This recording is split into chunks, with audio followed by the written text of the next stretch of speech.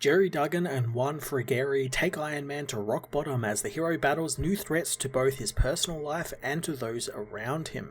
Jerry Duggan begins a new and exciting Iron Man run that surprisingly follows a lot from Chris Campbell's amazing run from before, catching up Tony at a pretty low point in his life and exploring just how lower he can go, with the introduction of a mysterious new villain who doesn't even show up this issue, but instead their presence is felt throughout the issue thanks to some cool and twisted ideas like kidnapping people and sealing them in armors to do their dirty work. Jerry also approaches a down and out Tony in an interesting way, being that he's so down and out so many times in his life that he's come to see the signs of when it's happening to him. So Tony goes through the motions of it all completely aware that he is spiraling, and it's honestly quite refreshing. It's not just some reset of his addictions and going through the motions of him being an alcoholic again or a drug user again, and it's acting like the previous character growth actually happened and is sticking around and is building on everything that Cantwell set out. I'm looking forward to Duggan getting into the meat of his story next issue, especially with his plans on tying the book towards his X-Men books, or at least having some sort of tangential crossover between them, especially since Moira McTaggart is apparently meant to be playing a pretty big role in Tony's spiraling.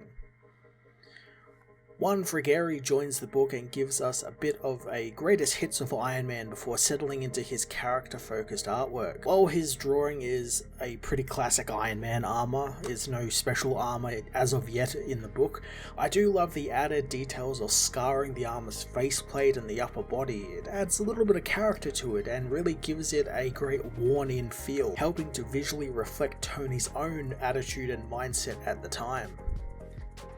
The Invincible Iron Man issue 1 was a fantastic new start with a new creative team, and building on previous runs' stories in interesting and refreshing ways while setting up a unique threat for Tony to battle against.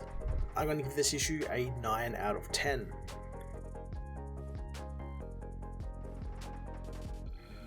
The Invincible Iron Man issue 1 finds Tony struggling to come up with an opening to his new memoir, not wanting to retread his very well-known origin.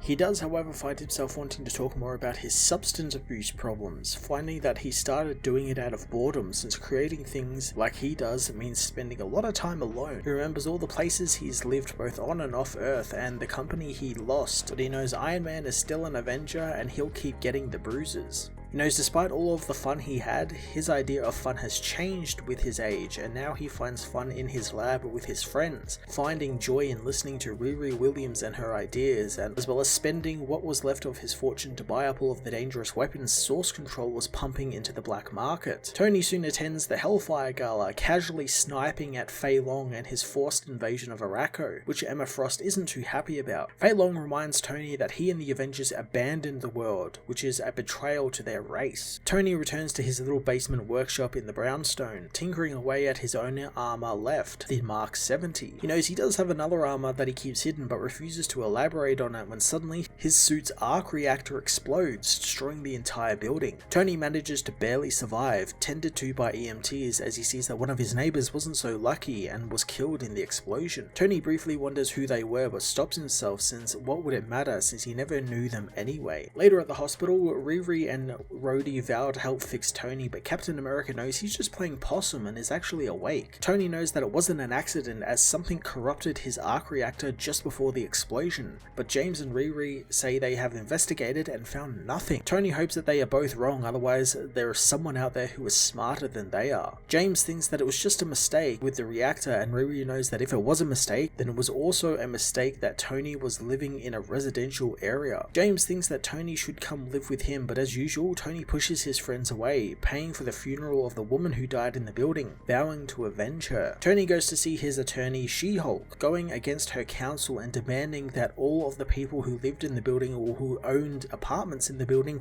get paid off to cover damages. Tony apologizes for his outburst, but Jennifer likes the client that's actually yelling at her for a change. Tony tells her that he couldn't find anything wrong with the arc reactor, and neither could Riri or even Reed Richards, and it suddenly lost stability. Tony Tony jokes about it being just like him, leaving Jennifer with power of attorney with his money to pay off all of the people, and if he runs out of money, he guesses he'll have to just invent something to make more. Tony moves into an old rundown garage, realizing it for what it really is, another cave for him to retreat into. He begins his work and new life, realizing that he won't need to be there forever, but now people won't die if he messes up. Tony repairs the Mark 70 and suits up, flying through the city as Boss reads him some new real estate listings for a new place to live, suddenly stopping when the threat alarm sounds. Tony turns as a being in an armored suit smashes him into a building. He tells the people in the building they'll have to return to remote working again as he speeds out of the building to confront the armored villain. Tony knows that this is the person who blew up his house, wanting him to confess and he'll go easy on him. The being, however, says that Tony blew up his own home and he was just a messenger, and Tony shouldn't concern himself with who he is, since he'll be long dead before Tony figures it out and it will even matter. Tony is thrown into a nearby news chopper, destroying its tail rotor. Tony sends out a message to all frequencies to avoid Midtown airspace as he braces the chopper, but Messenger attacks, blasting Tony in the back. Angered, Tony swings the chopper around, having its blades smash right into Messenger. As the villain is knocked back, Tony fires a non-lethal round at him, covering him in a non-Newtonian goo, which begins clogging up his thrusters. Tony drops the chopper on the nearby roof of the Daily Bugle, returning to Messenger and stomping him into the ground. Messenger tries to goad Tony into talking about Riri and his true intentions with the woman, but Tony doesn't bite, breaking the villain's arm as he gets ready to blast the being away into dust, when suddenly he feels danger, comparing it to Spider-Man's spider sense, so instead of shooting, he melts the being's mask off, revealing they aren't some villain, but a man who's been intubated and imprisoned in the armor as a victim. Tony recognizes him as a man who was kidnapped a couple of days prior, ripping the man out of the armor as Boss says that the padding in the suit is plastic explosives and is about to go off. Tony tells him to jam all signals in the area as the man is freed, getting clear of the suit's explosion. Tony gets the man to a hospital, knowing that this man was meant to die, and while he saved him, he finds he couldn't save his company's stock price, which continues to plummet. Tony gets some food and eats at his destroyed brownstone, dumping his litter amongst the rubble as a passerby becomes angered at him for it. Tony sarcastically tells him that this is the Stark Museum of Litter and it'll all be cleaned up and sold off by tomorrow. Tony heads to an AA meeting, sitting and listening but not hearing anyone, realizing that he can't stay around while somebody is trying to kill him, since the people will be in danger. He leaves, finding his legs are taking him somewhere he's not sure about, as sometime later he wakes up in the men's room of a pub. Tony stumbles outside into the cold air, wondering what's happening to him as he trips over the exposed root of a plant along the sidewalk. Some people begin to recognize him, recording him as Tony vomits onto the ground. He falls into some nearby garbage, asking the gathering people to help him as he begins to become very ill.